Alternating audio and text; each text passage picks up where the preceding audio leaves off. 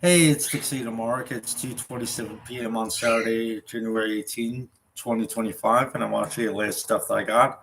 First, before I start, apologies if I start coughing. I'm still getting over a cold. If I get like a little itch in my throat, I might start a coughing fit, so just bear with me, please. All right. So yesterday I had to go and run errands. I had to turn in my old license plates because when I renewed my vehicle registration last year, they surprisingly gave me a new license plate. They said, "Here's your new plate. You're getting a new plate." I didn't put it on until later. I had to like swap out the plates. So yesterday I finally went and I turned in my old plate at the tax collector's office, which is in another city. So I decided to like kind of spend most of the day there, just kind of look around. There was a thrift store fairly nearby. By the way, I also stopped at a vet's office where I'm supposed to take um, Domino for some things that he still needs done, but that's for next week. So anyway, so I stopped in this. Oh, I forgot one thing that I already took out and looked at. So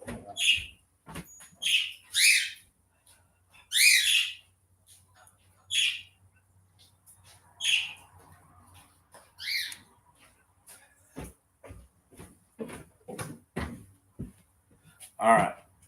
So in this first bag, now this turned out to be like a buy two get two free thing. So it costs like $5, like 5.30 total for these four things.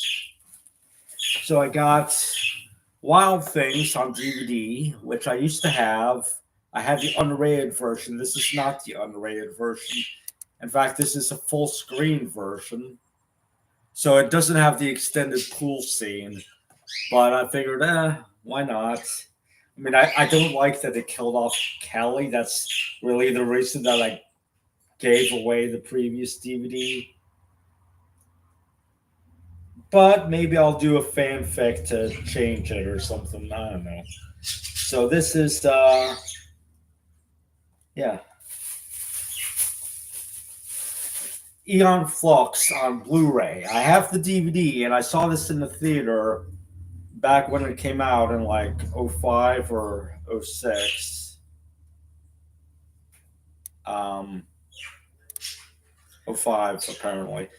And it's got a bunch of special features. Probably a lot of them are the same ones as on the DVD, but the theatrical trailer is in HD. So yeah, I haven't seen this since I got the DVD back in the day, so maybe I'll rewatch it. I saw the cartoon series too. I did see it back in the day on TV, but I saw it when the DVD set came out. So this isn't as weird and experimental as the cartoon series, but I enjoyed it for what it was. All right, so American Reunion. I think I saw like parts of this. I haven't watched the whole thing, but yeah. So it's got deleted scenes, gag reel, Jim's dad. Ouch, my balls. The reunion, relaunching the series and feature commentary.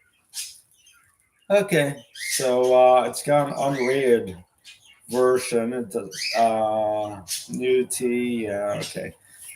All right, so that's that.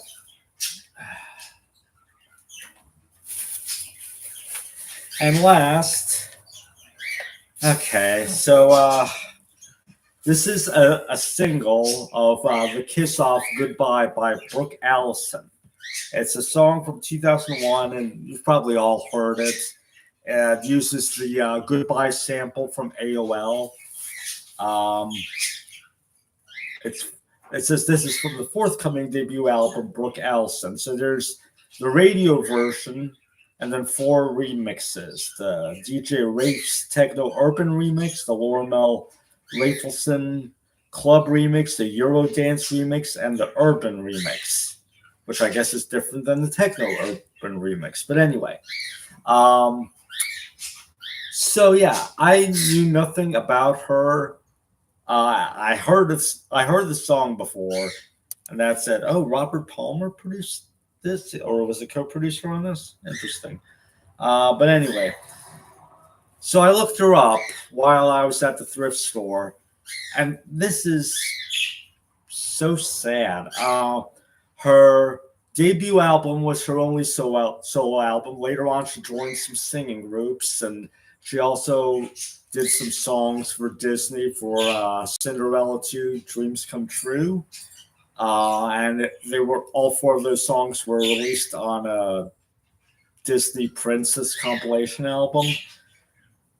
And then in 2018, due to some kind of unspecified health event, she fell into a coma, and she's been in a vegetative state ever since, which is just so horrible. It's so weird. I was shocked when I read that. But yeah, this thing comes apart. But here's the CD.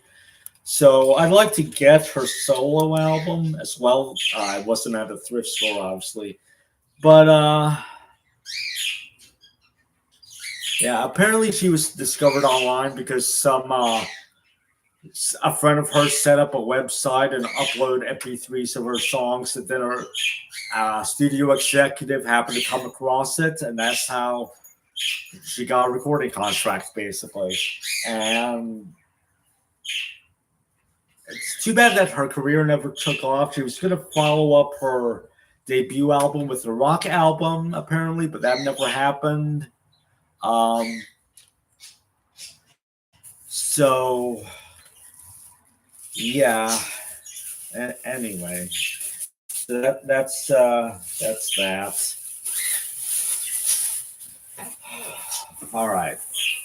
So then I stopped by my local Big Lots,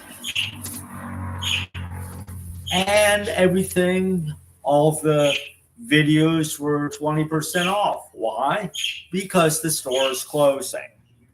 I've bought a lot of videos from my local Big Lots over the years, especially a bunch of Gundam DVDs. But yeah, apparently it's closing. The last time that I was there was like in November, and they weren't closing then. But yeah, I'm not sure when they're closing, but I looked through the entire selection. I took what I wanted, and that's it. That'll be it for me shopping at Big Lots, unless I find another store elsewhere that isn't closed. Anyway, let's go through them.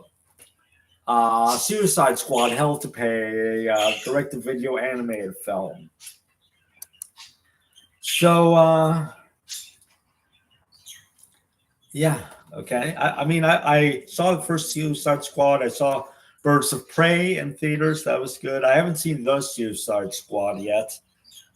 But yeah, I enjoy the character of Harley Quinn. I watched the TV series, so I figure I'll probably like this.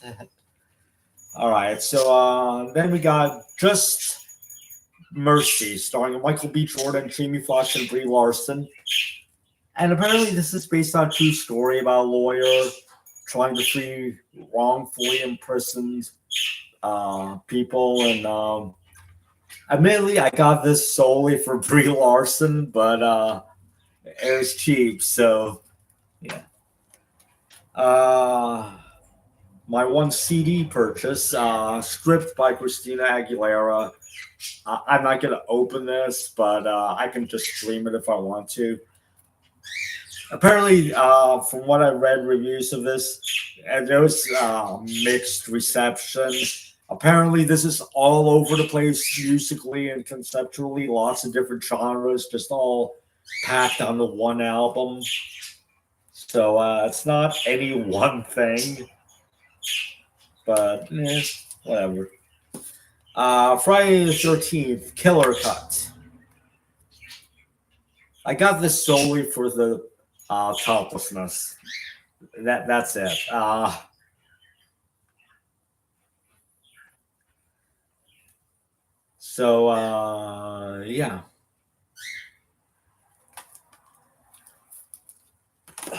I'm not a slasher person at all. So, but anyway. Okay, a Disney Channel original series, Austin and Ally, all the right moves. Never seen this. About a brother and sister. Austin is an extrovert musician, singer. Ally is a brilliant but shy songwriter with an extreme case of stage fright. Okay, they're not siblings apparently, but they are a music duo. So apparently, Austin performs Ally's song in a music video that goes viral. So they must combine their talents to create a true musical tour of the force. And then they chase their dreams. Not sure what their dreams are, considering they only decide to get together as a singer-songwriter duo just because a music video happened to go viral. I mean, I'm not sure what the end game is, but yeah, I know nothing about this series. I don't know the actors or nothing. But I got in to shake it up because I found a DVD with a selection of episodes, 7, just like on here, at Big Lots before, and I love Shake It Up, and I watched the entire series on Disney Plus. So maybe the same thing will happen this time.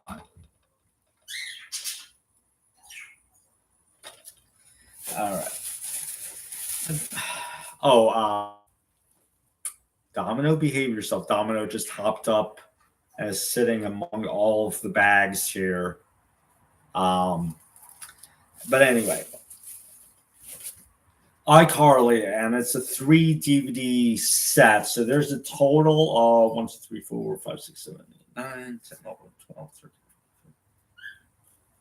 13. 15 iCarly episodes, some behind the scenes extras, trivia, bonus episode of Big Time Rush, which I've never seen, and a bonus episode of Victorious, which I have seen.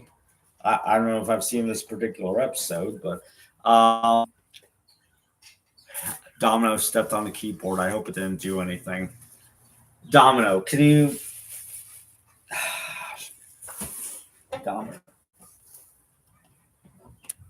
Hi, sweetie. Say hi to the internet, Domino.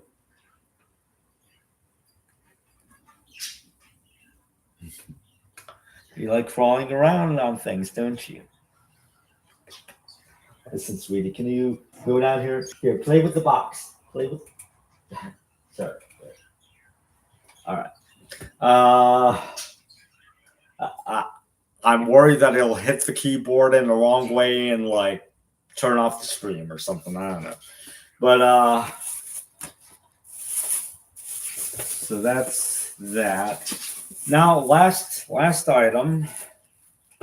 Oh, by the way, speaking of iCarly, I've watched it on streaming, not the whole thing, but a few episodes, and it's a dumb series. I like Victorious a lot more than iCarly, but I figured, why not?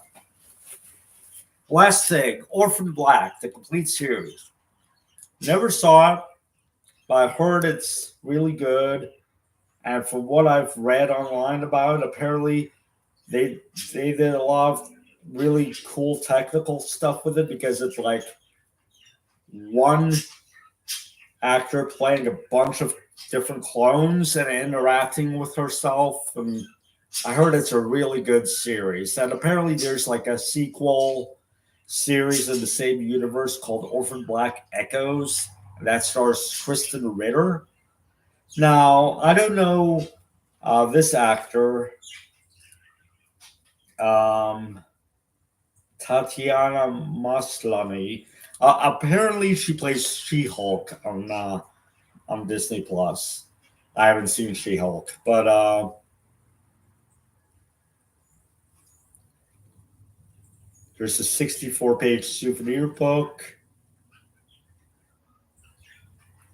I don't know about any other extras. This is not a British series, despite the BBC logo, because it was co-produced with BBC America, but it's a Canadian series. So yeah.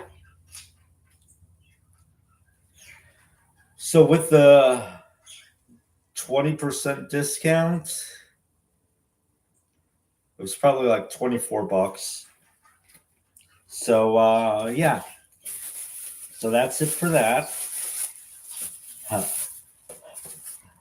Uh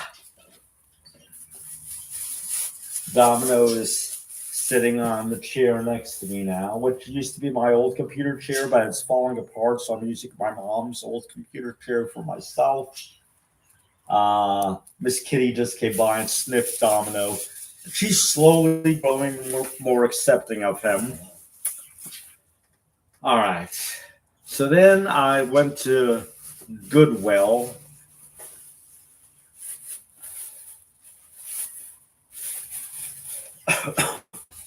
Found some books. You may recognize some of these from one of my previous videos.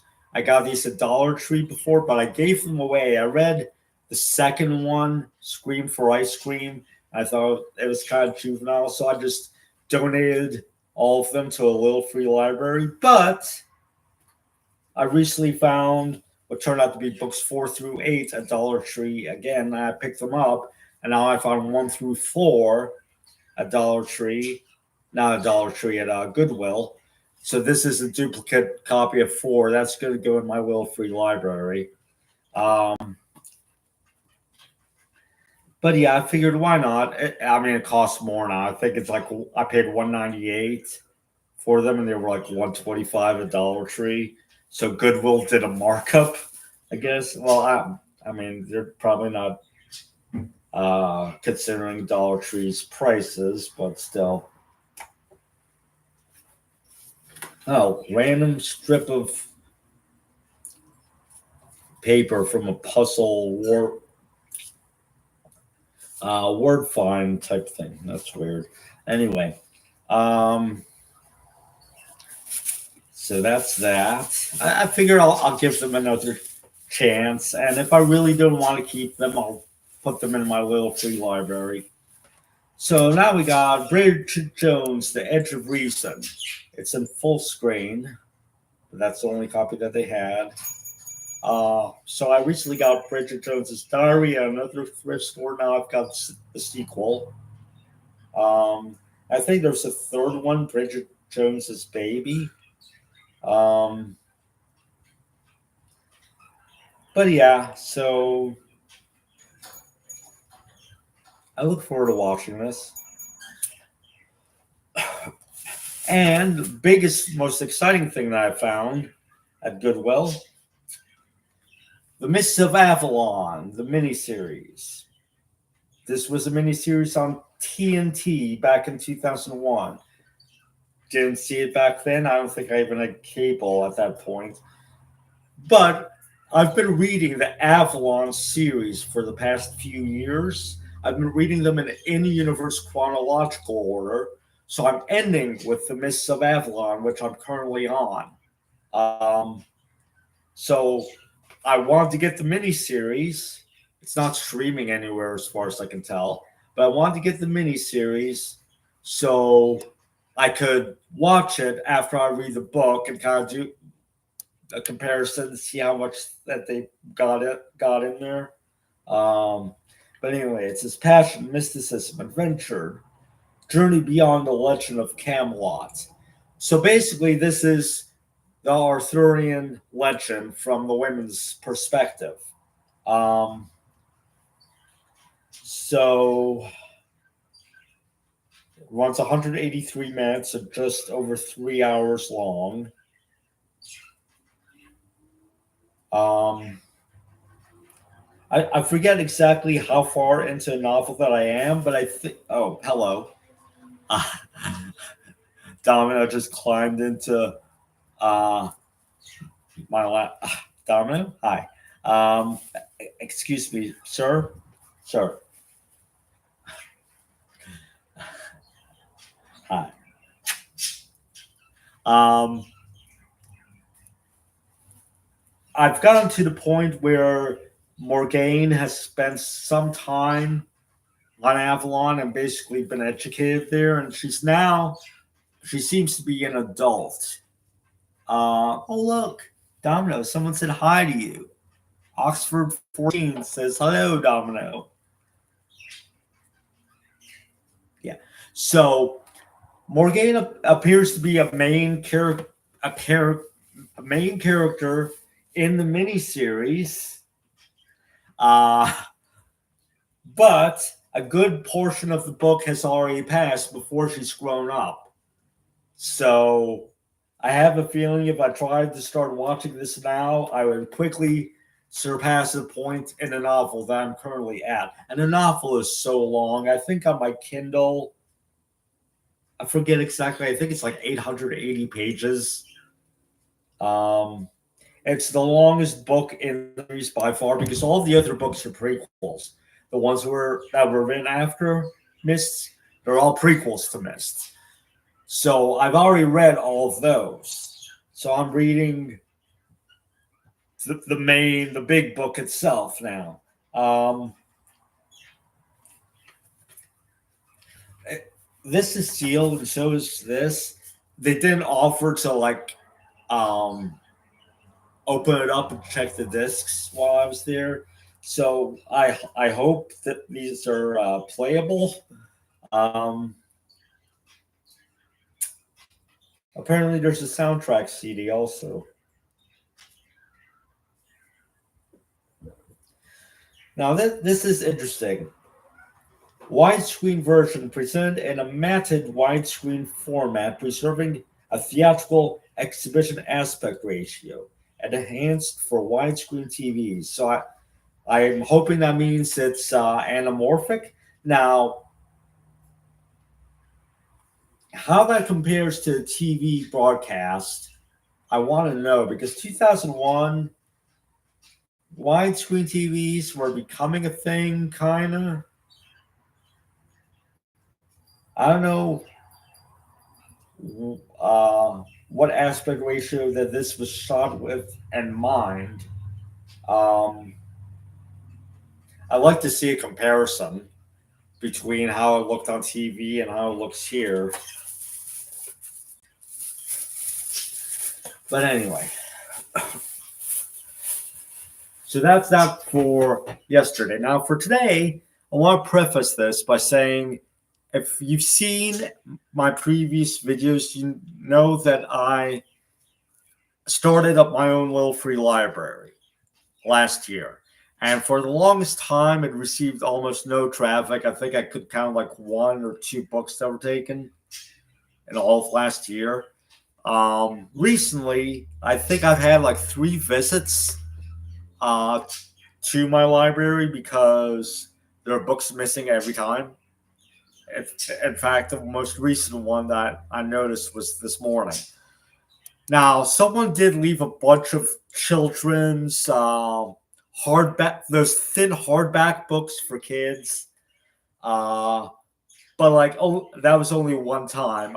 Other than that, they've been taking books. So I went to Ollie's today to kind of replenish my stock. So this is what I'm going to be donating. I think for the most part, it's just stuff that I'm going to be putting in there. Some of it looks like it might be interesting enough for me to maybe try rating. But let's go through these. Memories of the Future by Siri Hustvedt. It's about a woman that moved to New York City in 1978. She tries writing her first novel, but is distracted by her mysterious neighbor. She transcribes the woman's bizarre monologues. 40 years later, she stumbles upon the journal and writes a memoir called Memories of the Future. So it's about her writing and commenting about stuff that she wrote before, I think. Probably not something that I want to actually read myself, but it seems like an interesting kind of premise. So, yeah, I'll probably just stick this one in there.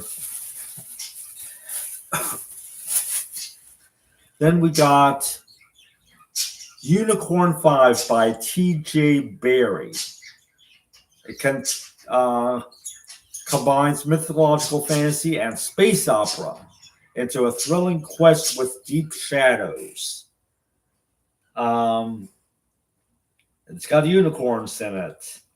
And apparently there's no faster than light travel, but and apparently this is a sequel. I didn't even notice that before. It says only one woman with a ghostly parasite can unite the galaxy in a mind-blowing science fiction sequel to Space Unicorn Blues. Space unicorns, okay.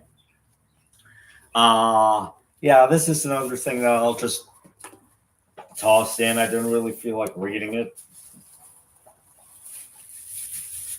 Then we got Girls of Fate and Fury. James Patterson presents it, but it's by Natasha Ngan. I don't know how you pronounce that. But apparently it's a sequel to Girls of Paper and Fire. I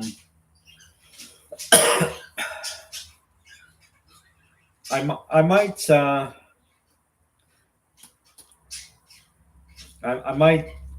try to check out the first one. I don't know if I feel like reading this or not. We'll see.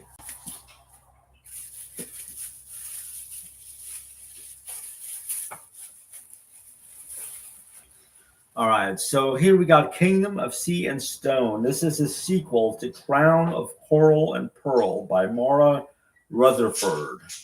Turn the tide, seize the throne. So it stars a heroine named Nor, N-O-R.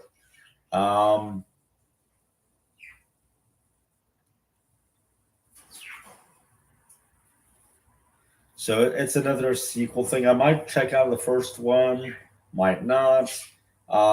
It's a fantasy. She has to keep her kingdom from falling apart. She has a twin sister named Sadie, and there's someone named Prince Talon. So yeah, I'll do some research on this and see if I want to start reading the first one. We got Stealing Infinity by Alison Noel. Why borrow time when you can steal it? So this is someone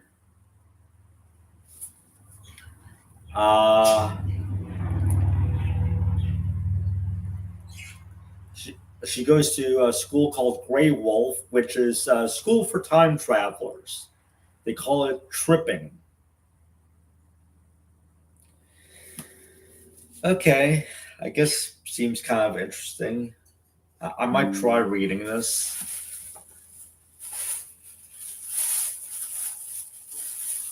So let's put these back in. I still got another bag of books.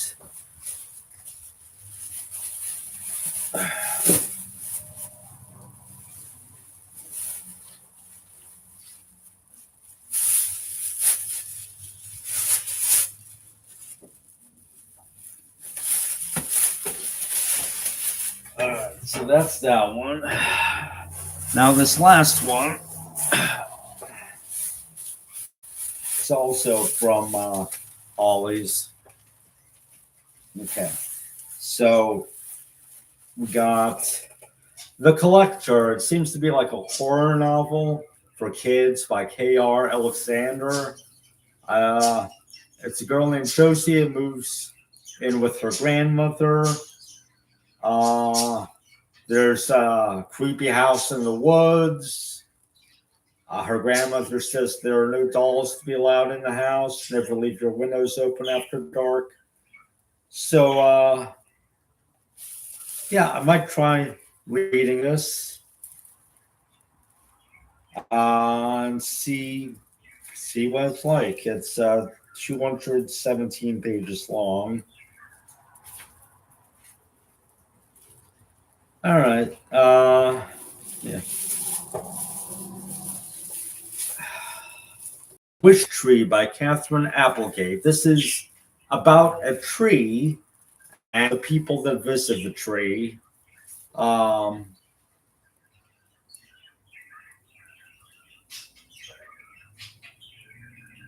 Everyone leaves little bits of things representing a dream or something that they wish upon the tree. I probably won't read this myself, but it seems like an interesting perspective for the story. This is a nonfiction book that I found. The Women with Silver Wings. It's about female um, fighter pilots in World War II. So, yeah, again, I probably won't read this myself, but I figure it would make for a cool donation. Uh, Little illustrated, like comic book type thing about Amelia Earhart. So,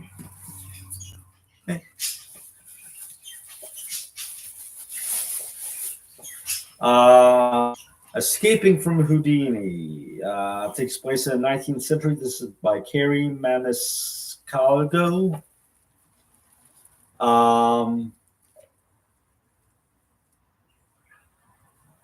so Audrey Rose Wadsworth and her ever-vexing companion Thomas Creswell set sail on a road to their next investigation in America. There's something called Moonlight Carnival, bizarre characters, disturbing acts. This seems pretty interesting. I might try reading this myself. Um,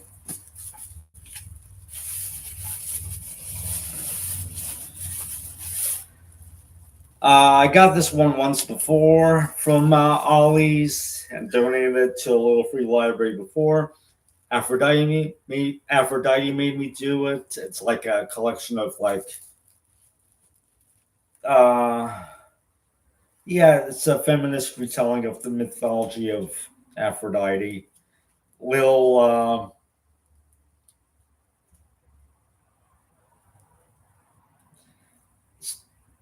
it seems fairly interesting. I might read this myself. We'll see. And I got one of these before already from my little free library, and someone took it recently, so I got a second one. It's a Disney book, The Queen's Council, Rebel Rose. It's about Belle. So uh, the series reimagines Disney's princesses as rulers in their own right, woven together throughout history by a mystical force known as the Queen's Council. Okay, cool.